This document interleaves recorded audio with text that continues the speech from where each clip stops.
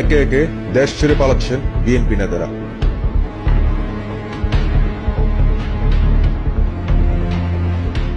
বিএনপির ভারপ্রাপ্ত চেয়ারম্যান, সাজাপ্রাপ্ত আসামি তারেক রহমান দীর্ঘদিন ধরেই লন্ডনে পালিয়ে আছেন। এবার তাকে অনুসরণ করে বিদেশে পালাচ্ছে বিএনপি নেতারা। ইতিমধ্যে পরিবার নিয়ে দেশ ছেড়ে পালিয়েছেন বিএনপি মহাসচিব মির্জা ফখরুল ইসলাম আলমগীর। তিনি সিঙ্গাপুরে পালিয়েছেন। এছাড়াও বিএনপির স্থায়ী কমিটির সদস্য খন্দকার মোশাররফ হোসেন সপরিবারে সিঙ্গাপুর পালিয়েছেন। গত ২৬ আগস্ট বিএনপির স্থায়ী কমিটির সদস্য মির্জা আব্বাস, তার স্ত্রী আফরোজা আব্বাস ও ২ ছেলে সিঙ্গাপুর পালিয়েছেন।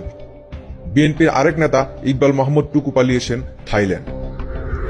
নির্বাচন সামনে রেখে বিএনপির ধনকুবের পৃষ্ঠপোষকদের কাছ থেকে হাজার হাজার কোটি টাকা অনুদান পেয়েছে বিএনপি নেতারা। এছাড়াও বিএনপি সমর্থক ব্যবসায়ীদের কাছ থেকেও হাজার হাজার কোটি টাকা সংগ্রহ করেছে বিএনপি।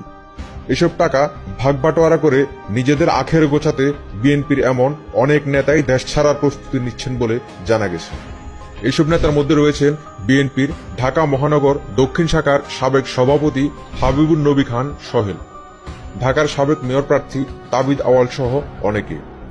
বিএনপির পক্ষ থেকে দাবি করা হচ্ছে তারা চিকিৎসা নিতে দেশের বাইরে গেছেন, কিন্তু বিএনপির অভ্যন্তরীণ সূত্রগুলো বলছে চিকিৎসা একটি বাহানা মাত্র। হঠাৎ করেই একসাথে এত নেতার বিদেশে চিকিৎসার প্রয়োজন হয়ে গেল, এটি হাস্যকর কথা। সূত্র আরো জানায়, বিদেশে পালিয়ে যাওয়ার তালিকাটি আরো লম্বা হতে যাচ্ছে। এই তালিকায় রয়েছেন তাবিদ আওয়াল, যুগ্ম মহাসচিব ব্যারিস্টার মাহবুব উদ্দিন খোকন, খায়রুল কবির খোকন, প্রচার সম্পাদক শাহিদ উদ্দিন চৌধুরী অ্যানি, আন্তর্জাতিক সম্পাদক এহসানুল হক মিলন, ব্যারিস্টার নাসির উদ্দিন অসীম, আইন বিষয়ক সম্পাদক ব্যারিস্টার কায়সার কামাল সহ আরো অনেকে।